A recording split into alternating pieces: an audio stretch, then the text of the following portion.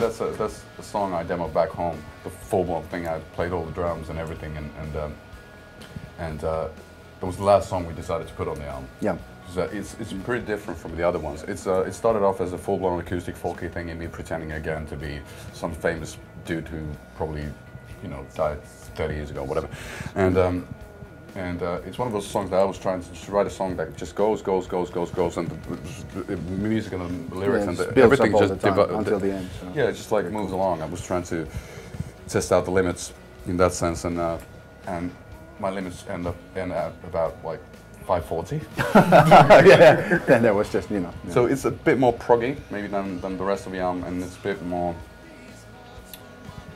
For me, it's haunting because it's a bit odd. You know, it's like a bit left of the center. It's not really hard rocking, but there's something wrong about it in a really cool way. Because I think that, you know, in search of the perfect imperfection, you know, it's in that sense it works really well.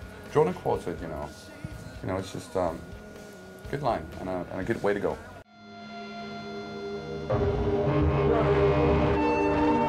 That was one of the stuff that happened really spontaneously. It was during the pre-production when we started setting everything up. We are working actually on Drawn and Quartet with the lads. We were playing that song, and then all of a sudden, I started humming that riff again, and then we were just trying it out, and then making it really slow, and we're laughing, and having a good time. That sounds great. Then all of a sudden, I was like, let's record it, which we did. You can hear me say "buddy" at the beginning, which means rolling and finish. And we just started playing it. We played like 7 minutes of it, and it sounded great. And then I took the files back home, put it all on the C cassette, detuned it, messed about with it, put some odd ambient guitars and shouted and did these black metal type of thing is on it. And then all of a sudden, you know, I recognized that at the end of the day, again, a good rock album should have one song dedicated to the Lord downstairs. So it felt right, and it felt doomy and gloomy and messed up, and it just, again, it breaks it up nicely. You know, with for example, Drawn and Quartet before that being fairly sweet, or having this kind of bittersweetness to it. So it was nice to kind of like give that song a middle finger, and lead to the next one.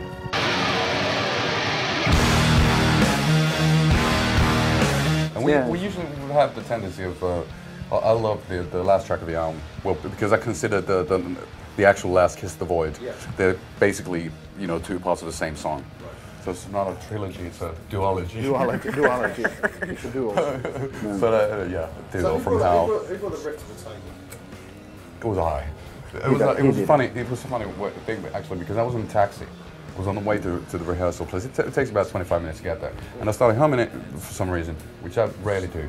So I started humming it. I didn't have like a dictating machine, anything with me or on me, and so I had to keep on humming it for like 25 minutes. And then when I had to pay for the taxi, I was humming it.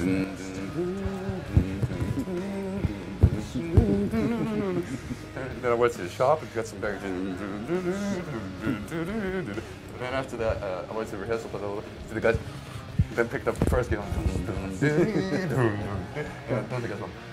then the gas started like tackle. And then it was one of those songs that it was like we went straight to the verse. We knew exactly it's down, down, down, down. Yeah, that's kind of super Sabbathy, electric wizardy type of vibe, and that's one of the things which is cool about music. That times a song can take a gazillion years to, you know, you kind of like analyze, overanalyze it, and then all of a sudden, you know, you get this idea for a idiotic, massive knucklehead super Sabbath riff in a taxi, and then it kind of, as they say, you know, as they say, the song wrote itself. Yeah, so, true. We were true to it till the end, you know. At the mix, you know, we made it as naughty as possible. So, you know, it's sort of like feature this. Yeah, and we had to naughty. Yeah, we had to, as a tribute to the great late Peter Steele, to get some deep vocals for it as well. You know, so this got that type of stuff going on. Yeah.